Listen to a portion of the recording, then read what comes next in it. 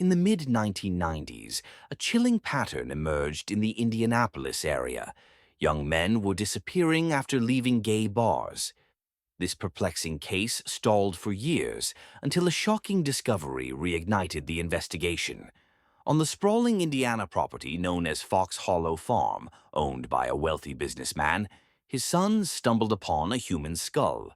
This grim find paved the way for the true crime series Unknown Serial Killers of America to unpack the investigation leading to Herb Baumeister, a prolific Indiana killer. He's believed to have lured gay men to his million-dollar estate before brutally murdering them. Today, Hamilton County Coroner Jeff Jellison hopes the public can help identify even more victims. The disappearance of Manuel Resendez in 1993. On August 7, 1993, Manuel Resendez told his mother he was going to have a few drinks with friends at an Indianapolis gay bar. When he never returned, his relatives, including sister Janie Brock, feared the worst. Brock and her sister quickly went to the police. However, because Resendez was over 18 and due to his sexual orientation, his disappearance wasn't prioritized. This was a time when it was unsafe to be openly gay. But for his relatives, it made no difference, as Brock shared with Unknown Serial Killers of America with a mix of laughter and tears. Manuel was infectious. He was a lot of things to a lot of people. He took care of me, Brock recalled. He had jokes for days. None of them made sense, and he thought they were the funniest, and I never got any of them. In the weeks after Resendez vanished, Brock noticed a disturbing pattern. Other gay men around Indianapolis's gay scene continued to disappear. This fueled loved ones' efforts to investigate, but despite canvassing the bars, they were no closer to finding Resendez. "We were scared," said Brock. "Some of Manuel's friends and family went looking in dumpsters and ditches and stuff like that, and I was talking to whoever would talk to me." Eventually, the case found its way to Indianapolis Police Detective Mary Wilson. She was already investigating a handful of missing gay men, including Roger Goodlet. In July 1994, Goodlet left his doting mother to have birthday drinks with friends and never returned.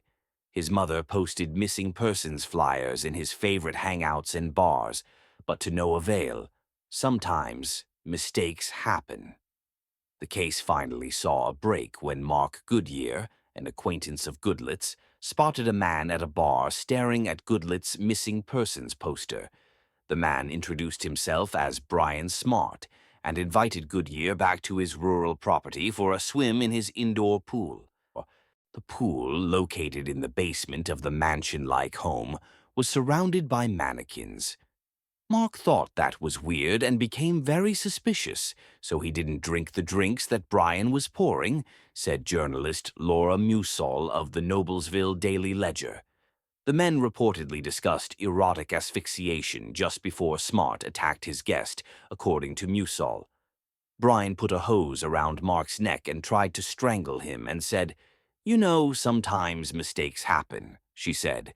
"Engaging in asphyxiation, at a minimum, this is somebody on the verge who does not care and is essentially willing to take such risks for a momentary pleasure gain," said psychological criminologist Dr. Brianna Fox. Additionally, asphyxiation is about dominance. He is wanting to feel that he is taking life out of somebody else.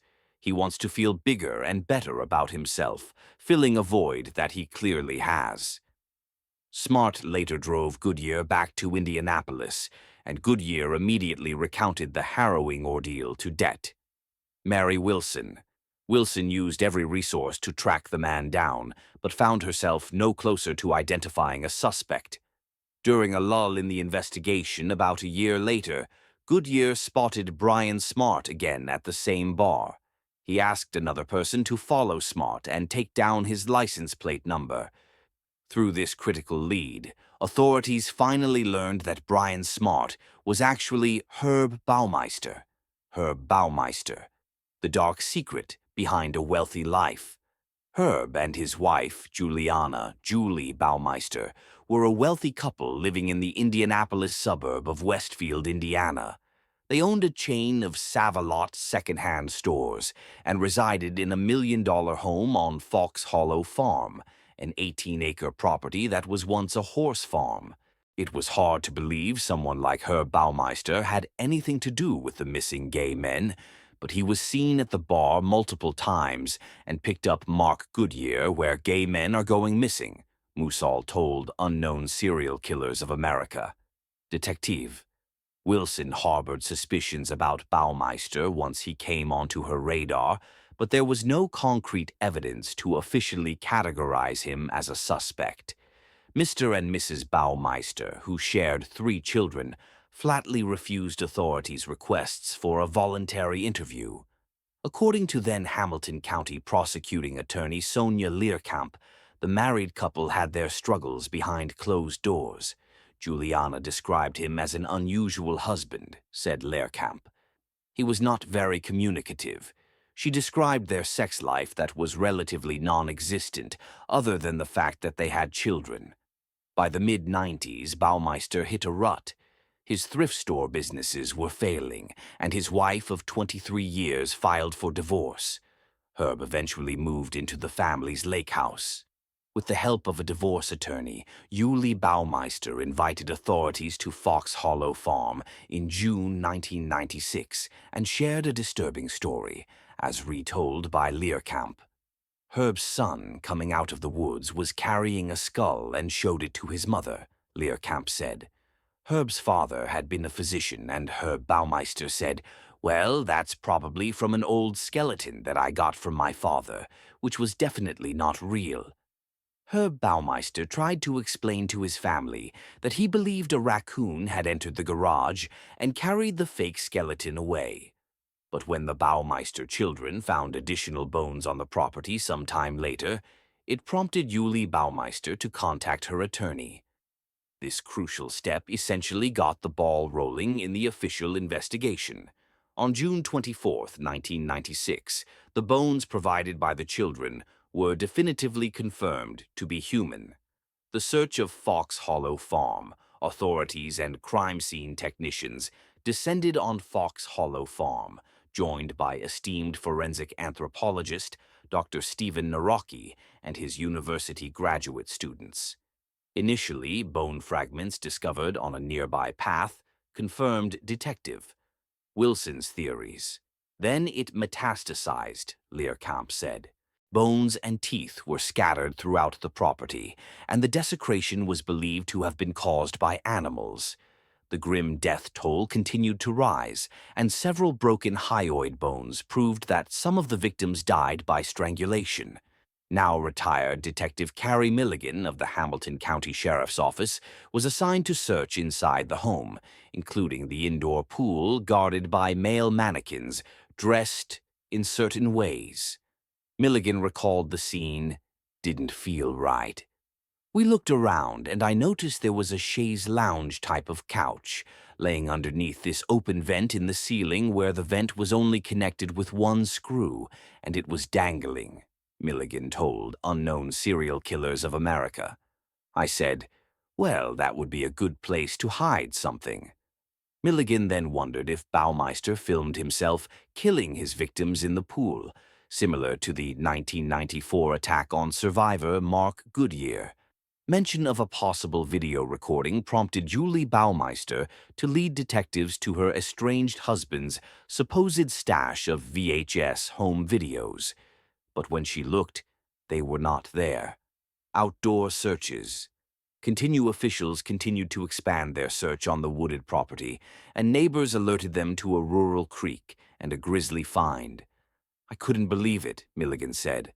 "There was full ribs, a scapula, a tailbone. There was a vertebra, arm bones, leg bones, mandibles.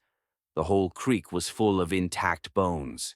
More remains would be found along an adjacent hill, and by the creek, an arm bone with hinged handcuffs locked around the wrist.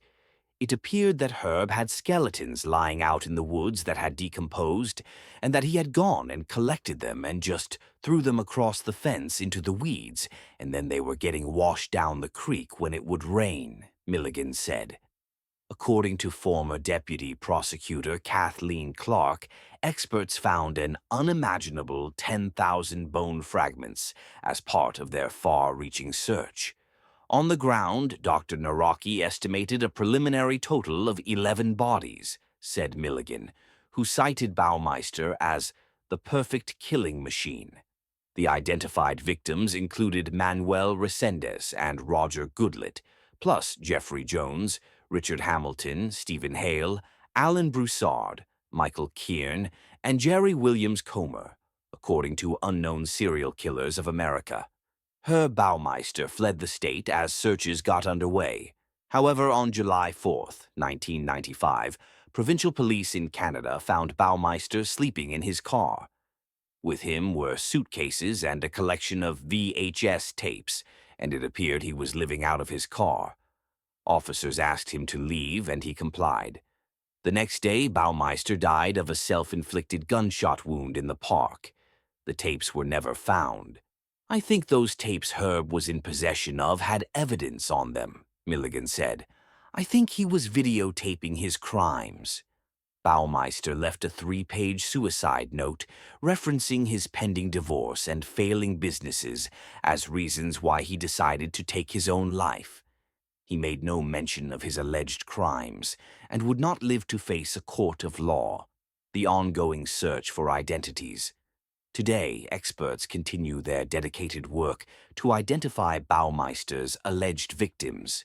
We have 9,900 remains yet to test, and we had 8 individuals originally identified in the 90s, said Coroner Jeff Jellison. Since then, my team has identified Alan Livingston. We're sitting on 4 more DNA profiles that we don't have names to yet, so we're at 13 victims, and we're going to identify many, many more people. On August 20th, 2024, Jellison and Janie Brock, the sister of victim Manuel Resendez, sat for an emotional interview, filmed by Unknown Serial Killers of America producers. More of Resendez's remains had just been identified, bringing a measure of peace to his family after decades of uncertainty. Jellison maintains it is not acceptable that these murdered men have yet to have a proper burial, vowing to continue identifying the victims so families can finally find closure